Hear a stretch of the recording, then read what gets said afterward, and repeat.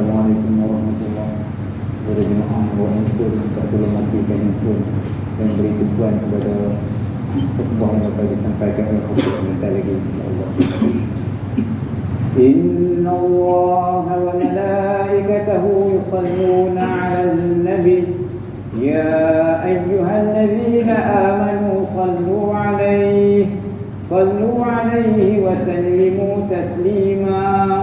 Allahumma salli 'ala Muhammad, Allahumma salli 'ala sayyidina Muhammad, Allahumma salli 'ala sayyidina Muhammad wa 'ala ali sayyidina Muhammad.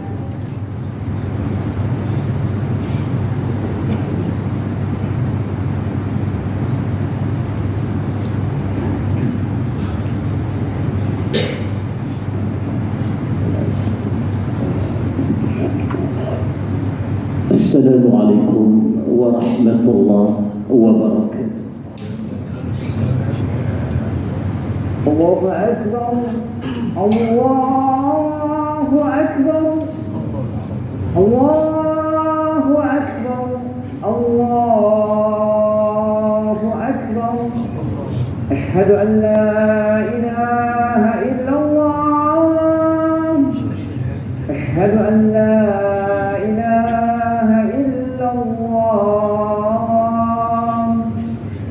أشهد أن محمدا رسول الله، أشهد أن محمدا رسول الله. حي على الصلاة، حي على الصلاة،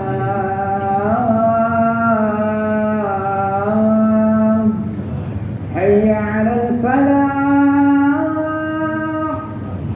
حي على الفلاح.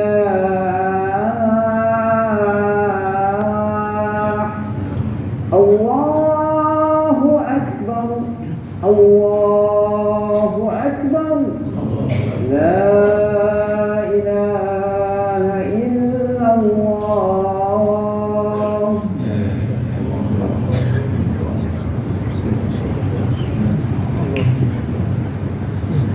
معاشر المسلمين رحمكم الله، ووفقني وإياكم لما يحبه ويرضى.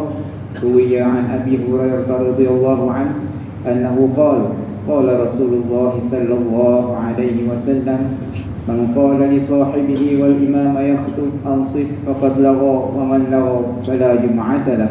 أنصتوا واسمعوا وأطيعوا رحمكم الله، أنصتوا واسمعوا وأطيعوا رحمكم الله، ansitu wasma'u wa ati'u athabakumullah. Sidang jemaah yang dirahmati Allah sekalian, janganlah bercakap-cakap ketika khatib sedang baca khutbah, kerana perbuatan yang sedemikian itu boleh menghilangkan pahala Jumaat. Maka diam, dengar serta taatlah. Moga-moga kita semua dirahmati Allah.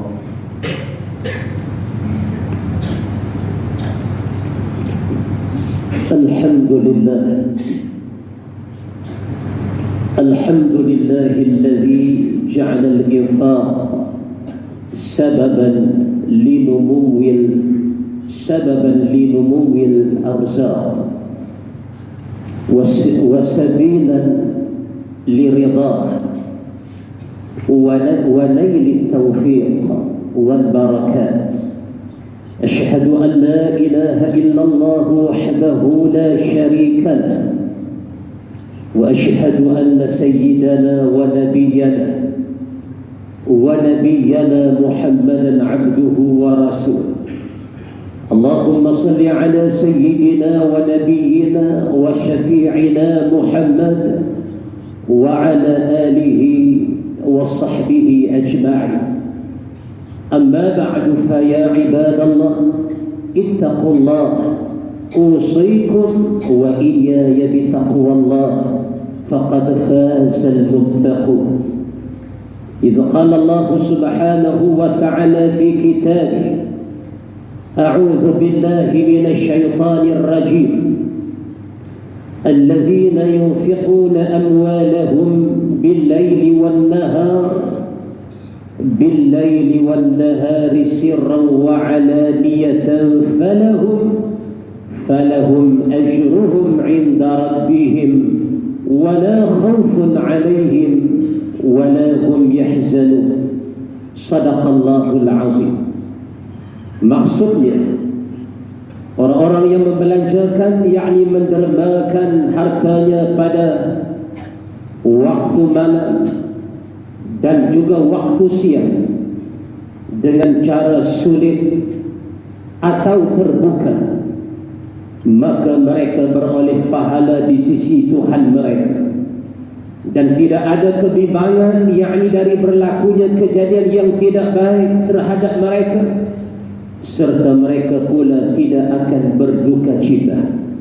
Sadaqallahul azim.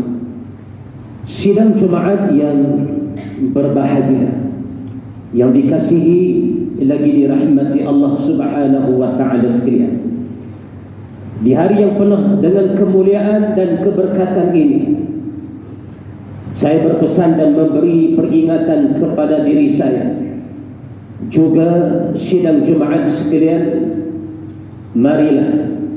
Marilah sama-sama kita bertakwa kepada Allah Subhanahu wa ta'ala dengan takwa yang sebenar-benarnya. Marilah kita laksanakan segala titah perintah Allah Subhanahu wa ta'ala dengan penuh ketulusan hati dan keikhlasan yang datang dari keimanan kita hanya kepada Allah Subhanahu wa ta'ala. Mudah-mudahan kita semua tergolong dalam golongan hamba-hambanya yang memperoleh segala kebaikan sewaktu di dunia ini, apatah lagi kebaikan di negeri akhirat yang kekal abadi kelak. Khutbah Jumaat pada hari ini akan membicarakan tajuk memberi biar bererti.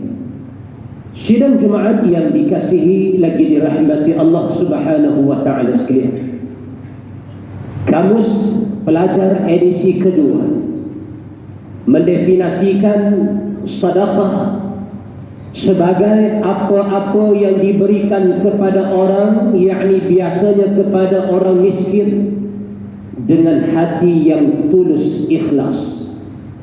Sedekah juga dapat difahami dengan makna sumbangan, dengan makna derma, bantuan, pemberian ataupun khairat. Islam amat menganjurkan amalan memberi dan bersedekah. Ia amalan mulia, mudah dilakukan dan diganjarkan pahala yang berlipat kali ganda oleh Allah Subhanahu wa ta'ala. Allah berfirman, a'udzu billahi minasy syaithanir rajim. Innal musaddiqina wal musaddiqati wa aqradullaha qardan hasana wa aqradullaha qardan hasana yudha'afu lahum wa lahum ajrun karim. Sadaqallahu maulana al-karim. Maksudnya, sesungguhnya orang-orang lelaki yang bersedekah dan orang-orang perempuan yang bersedekah, serta mereka memberikan pinjaman kepada Allah, yakni dengan sedekah mereka, infak pada jalan Allah, sebagai pinjaman yang baik, yakni ikhlas, akan digandakan balasannya dengan berganda-ganda banyaknya, dan mereka pula akan beroleh pahala yang mulia. Sidang hadirin yang dimuliakan Allah Subhanahu wa ta'ala dengan nikmat iman dan Islam, bersedekah mempunyai kelebihan yang sangat banyak. Antaranya menenangkan jiwa, menghapuskan dosa, mengelak musibah, mengangkat bala, dan memperbanyakkan rezeki. Allah Subhanahu wa ta'ala berfirman, a'udzu billahi minasy syaithanir rajim. Mathalul ladzina yunfiquna amwalahum fi sabilillah kamathali habbatin anbatat sab'a sanabila fi kulli sunbulatin mi'atu habbah wallahu yudha'ifu liman yasha' wallahu wasi'un 'alim. Sadaqallahul azim. Maksudnya, perumpamaan sedekah Orang-orang yang membelanjakan hartanya pada jalan Allah adalah sama seperti sebiji benih, adalah sama seperti sebiji benih yang menumbuhkan 7 batang tangkai. Tiap-tiap tangkai itu pula mengandungi 100 biji buah. Dan ingatlah, Allah akan melipat gandakan pahala bagi sesiapa yang dikehendakinya. Dan Allah maha luas rahmat kurnianya, lagi meliputi ilmu pengetahuannya. Begitu besar balasan dan ganjaran pahala dari amalan bersedekah. Oleh itu sama-samalah kita berlumba-lumba mengejar pahala dan kelebihan bersedekah yang Allah janjikan dengan ganjaran berlipat kali ganda ini. Amatlah rugi jika kita tidak merebut peluang untuk melakukan amal sedekah ini. Selain itu, kepada pemberi sedekah turut didoakan oleh para malaikat, sebagaimana sabda Nabi sallallahu alaihi wasallam dalam riwayat Syaikhan, dalam riwayat Imam Bukhari dan Muslim, "Ma min yawmin yusbihul ibad fihi ma min yawmin yusbihul ibadu fihi illa malakani yanzilan فيقول أحدهما اللهم أعطي منفقا خلفا ويقول الآخر اللهم أعطي ممسكا تلفا. Yang bermaksud sabda Nabi sallallahu alaihi wasallam, tidaklah seseorang hamba itu memasuki waktu pagi pada setiap harinya, melainkan akan ada 2 malaikat Allah yang memohon bagi pihaknya. Yang pertama, salah satu dari 2 malaikat itu akan berdoa kepada Allah, ya Allah, berikanlah ganti bagi dermawan yang mendermakan hartanya. Dan malaikat yang satu lagi mendoakan, ya Allah, musnahkanlah harta si bakhil itu. Muslimin mukminin yang berbahagia, masyarakat kita dikenali sebagai masyarakat yang bersifat pemurah, masyarakat yang suka membantu serta mudah bersimpati kepada mereka yang memerlukan bantuan. Ia suatu sikap yang terpuji. Namun begitu, ada juga yang menangguh di air keruh. Mereka mencari peluang dan mengambil kesempatan atas kebaikan tersebut. Mereka menyalahgunakan kepercayaan masyarakat demi untung peribadi atau organisasi. Imej Islam diguna sesuka hati mereka.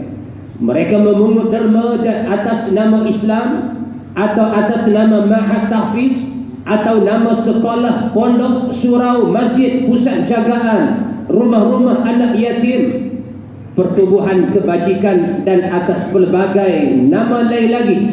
Tetapi mereka mempergunakan nama ini untuk kepentingan peribadi mereka sendiri, yang akhirnya bantuan itu tidak sampai kepada pusat yang dinyatakan sebelumnya. Mereka menunggu di hadapan bank, berada di pasar pagi, pasar tani dan pasar malam, meletak tabung di kedai runcit dan kedai makan, bahkan juga ada yang meletakkan tabung itu di masjid-masjid. Mereka bergerak dari rumah ke rumah, malah dari kenderaan ke kenderaan di atas jalan raya, serta pelbagai cara lain yang cukup-cukup berbeza. Oleh itu kita semua perlu tuan-tuan berhati-hati dan berusaha memastikan pemberian diberi kepada pihak yang betul serta diyakini, dan sampai akhirnya ini yang paling mustahak tuan-tuan, yang mana akhirnya sampai kepada tujuan, sumbangan yang kita berikan itu kepada sasaran yang telah dinyatakan. Sidang Jumaat, sidang pendengar yang dirahmati Allah, bagi menangani isu ini, mimbar mencadangkan beberapa perkara.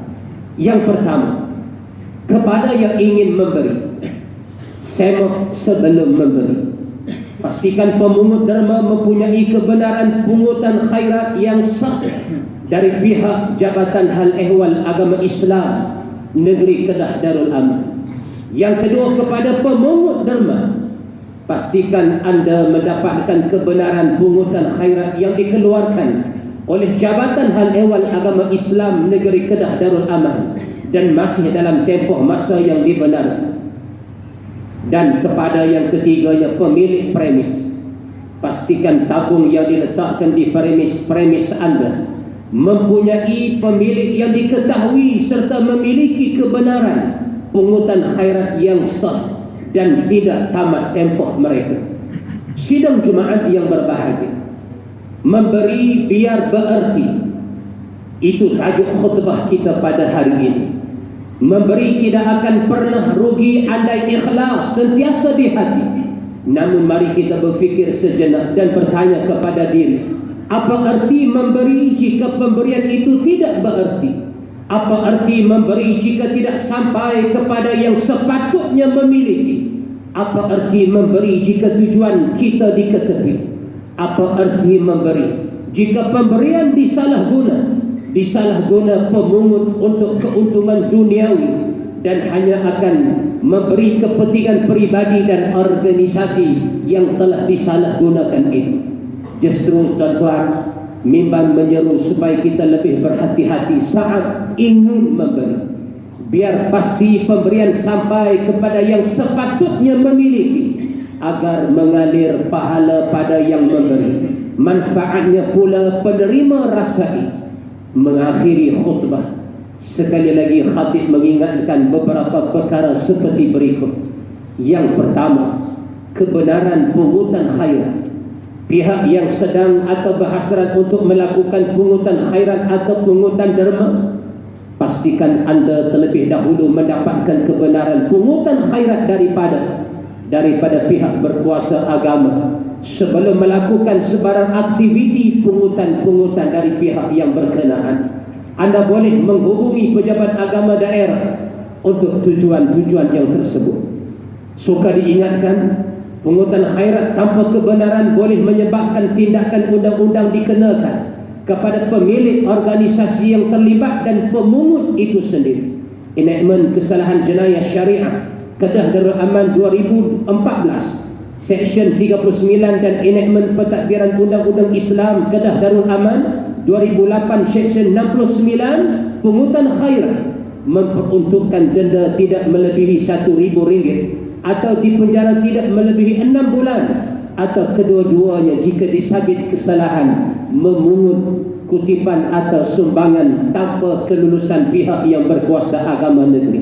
Yang kedua, memberi pada tempat yang benar-benar layak dan benar-benar betul sahaja. Pendengar yang pemurah, semaklah sebelum memberi dan berikan kepada mereka yang sepatutnya. Lapor kepada pihak berkuasa agama jika anda dapati pemungut derma tidak mematuhi undang-undang yang telah ditetapkan. Semuanya itu dilakukan untuk memastikan sedekah tuan-tuan, infak tuan-tuan itu sedikit ataupun banyak, yang sedikit dan banyak itu benar-benar sampai kepada mereka yang kita sasarkan atas nama sedekah kita itu.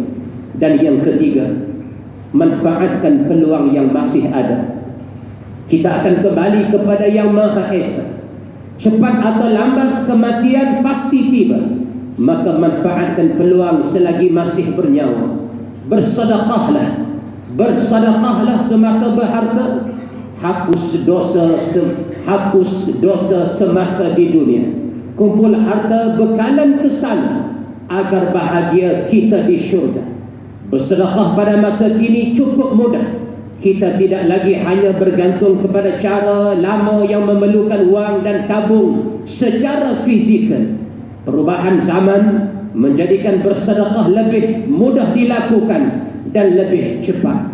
Cukup hanya dengan mengimbas kod respon pantas ataupun QR code sahaja, maka infak itu sudah boleh kita lakukan bersama. Maka bersedekahlah sebelum ajal kita sampai dengan kehendak dan perintah Allah Subhanahu wa ta'ala. A'udzu billahi minasy syaithanir rajim. Wa anfiqu mimma razaqnakum min qabli an ya'tiya ahadakumul maut fayaqulu rabbi laula akhartani ila ajalin qarib fa asaddaqa wa akun minas salihin.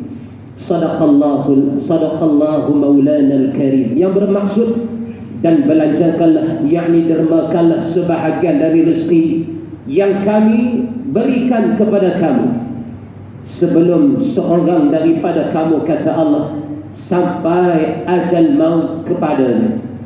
Kalau tidak, maka ia, yakni pada saat itu, ia akan merayu dengan katanya, wahai Tuhanku, alangkah baiknya kalau engkau lambatkan lagi kedatangan ajalku, ajal kematianku ke suatu masa yang sedikit sahaja lagi, supaya aku dapat bersedekah dan dapat pula aku menjadi orang-orang yang saleh. Barakallahu li wa lakum fil Qur'anil Karim was sunnah, wa nafa'ani wa iyyakum bima fihi min al-ayati wal dhikril hakim, wa taqabbala minni wa minkum tilawatah innahu huwas sami'ul 'alim. Aqulu qawli hadha wa astaghfirullahal 'azim li wa lakum wa lisairil muslimina wal muslimat wal mu'minina wal mu'minat fastaghfiru faya fawzal mustaghfirin wa ya najatat taibin.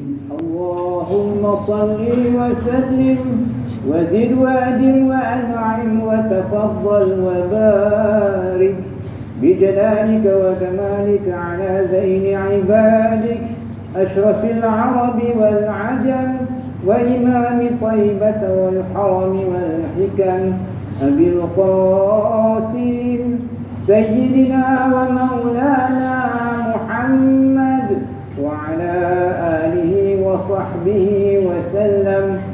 والحمد لله رب العالمين. الحمد لله الذي أنشأنا من العدم إلى الوجود وجعلنا من المسلمين ورزقنا من الطيبات.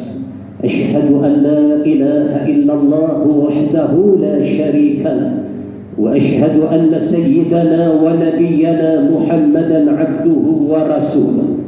اللهم صل على سيدنا ونبينا محمد وعلى آله وصحبه أجمعين. أما بعد فيا عباد الله اتقوا الله، أوصيكم وإياي بتقوى الله، فقد فاز المتقون. إذ قال الله سبحانه وتعالى في كتابه يا أيها الذين آمنوا اتقوا الله ولتنظر نفس ما قدمت لغد واتقوا الله إن الله خبير بما تعملون. وقال تعالى إن الله وملائكته يصلون على النبي يا أيها الذين آمنوا صلوا عليه وسلموا تسليما. اللهم صل على محمد، اللهم صل على سيدنا محمد، اللهم صل على سيدنا ونبينا وشفيعنا محمد. وارض اللهم عن أزواجه وذرياته وأصحابه والتابعين وتابع التابعين لهم بإحسان إلى يوم يبعثون. اللهم اغفر للمؤمنين والمؤمنات والمسلمين والمسلمات الأحياء منهم والأموات، إنك سميع قريب مجيب الدعوات وقاضي الحاجات. اللهم أنت اشملنا بعنايتك وتوفيقك مولانا السلطان صالح الدين ابن المرحوم السلطان بدليشة. اللهم يا غني يا حميد يا مبدئ يا معين يا رحيم يا ودود، أغننا بحلالك عن حرامك وبطاعتك عن معصيتك وبفضلك عمن سواك يا رب العالمين. اللهم ارزقنا رزقا حلالا طيبا مباركا فيه. اللهم ارزقنا رزقا حلالا طيبا مباركا فيه. اللهم ارزقنا رزقا حلالا طيبا مباركا فيه. وحسبنا الله ونعم الوكيل. لا حول ولا قوة إلا بالله العلي العظيم. ربنا تقبل منا إنك أنت السميع العليم، وتب علينا إنك أنت التواب الرحيم. ربنا آتنا في الدنيا حسنة وفي الآخرة حسنة وقنا عذاب النار. عباد الله، إن الله يأمر بالعدل والإحسان وإيتاء ذي القربى وينهى عن الفحشاء والمنكر والبغي يعظكم لعلكم تذكرون. فاذكروا الله العظيم يذكركم واشكروه على نعمه يزدكم واسألوه من فضله يعطيكم ولذكر الله أكبر والله يعلم ما تصنعون. أقيموا الصلاة. الله أكبر الله أكبر. أشهد أن لا إله إلا الله. أشهد أن محمدا رسول الله. حي على الصلاة حي على الفلاح. قد قامت الصلاة قد قامت الصلاة.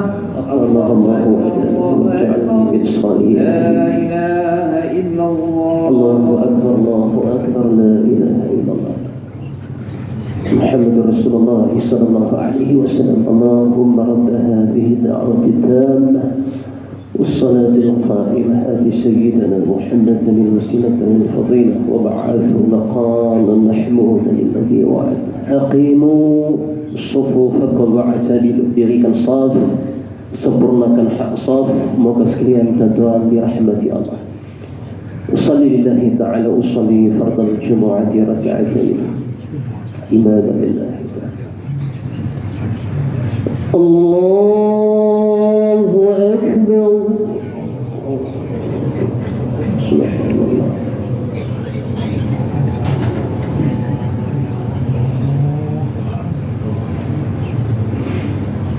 لا شريك له وبذلك. بسم الله الرحمن الرحيم. الحمد لله رب العالمين الرحمن الرحيم مالك يوم الدين إياك نعبد وإياك نستعين اهدنا الصراط المستقيم صراط الذين أنعمت عليهم غير المغضوب عليهم ولا الضالين.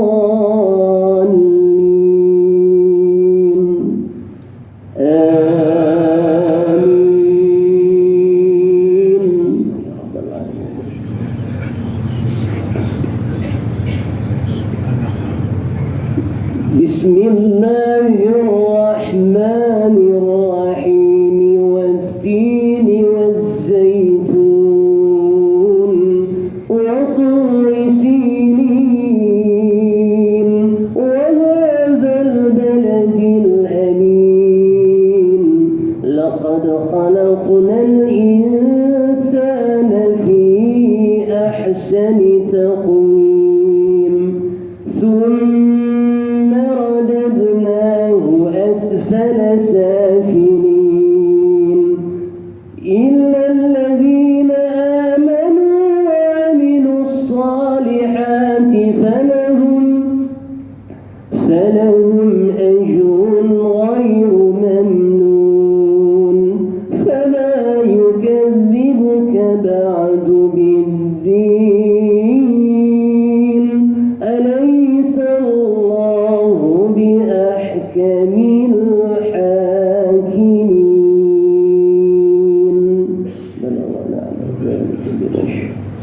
الله أكبر.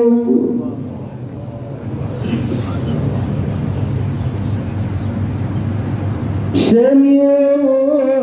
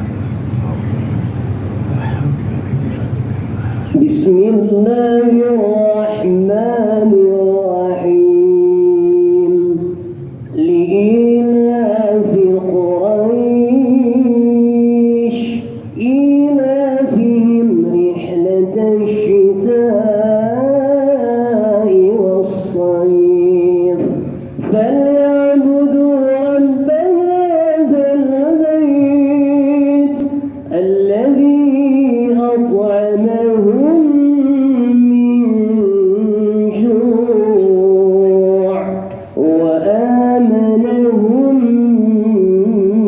من خوف. الله أكبر.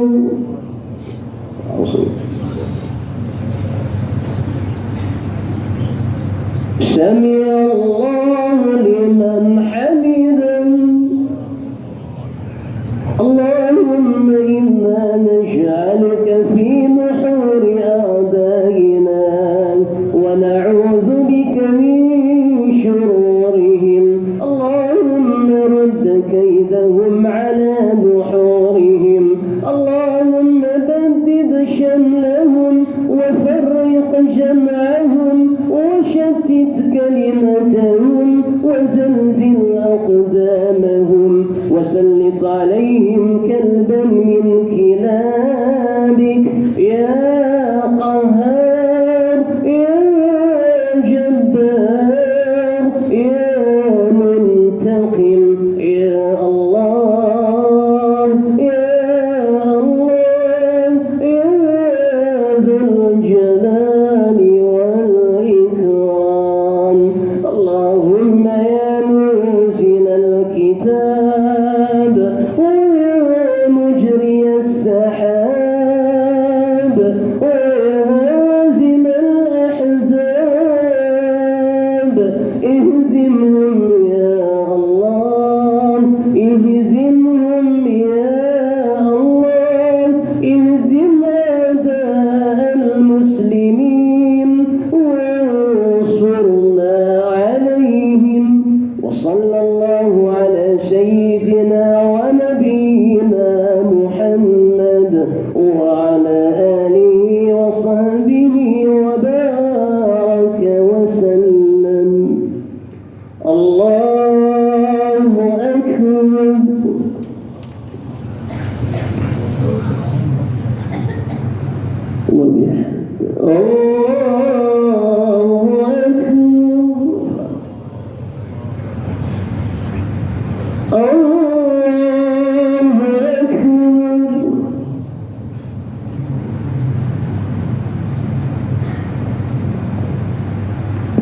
الله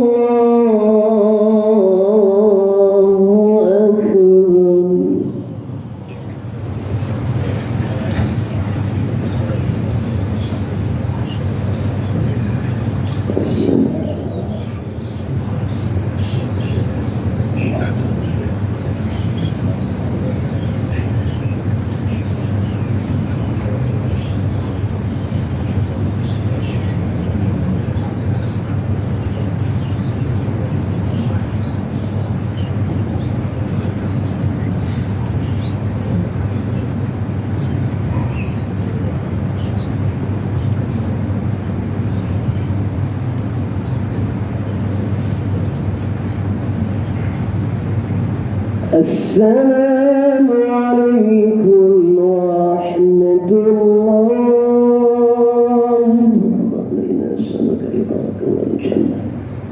السلام عليكم ورحمة الله. نعوذ بك من سخط برحمتك يا رب العالمين. أستغفر الله العظيم الذي لا إله إلا هو الحي القيوم وأتوب إليه. أستغفر الله العظيم الذي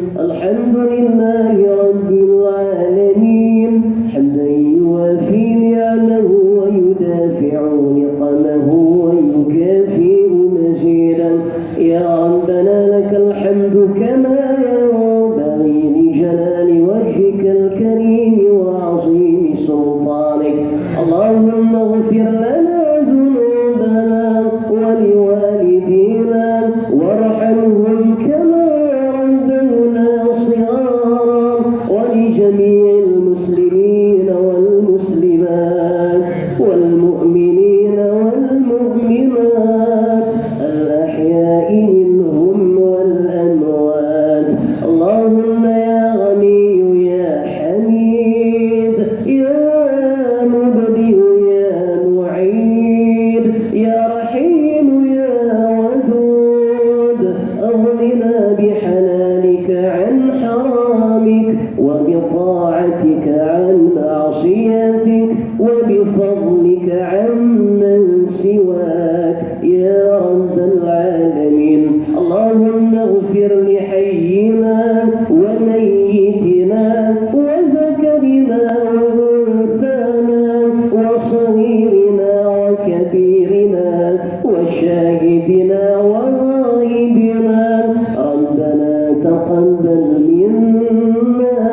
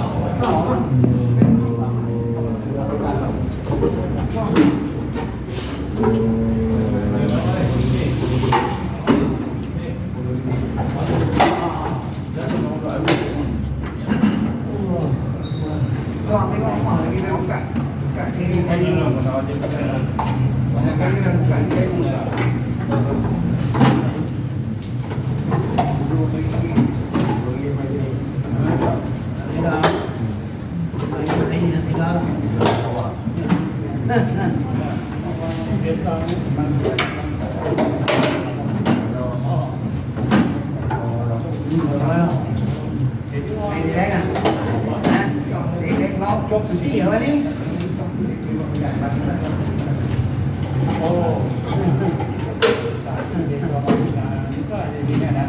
Macam bincang waktu nak Đi ra đây ha, đi ra.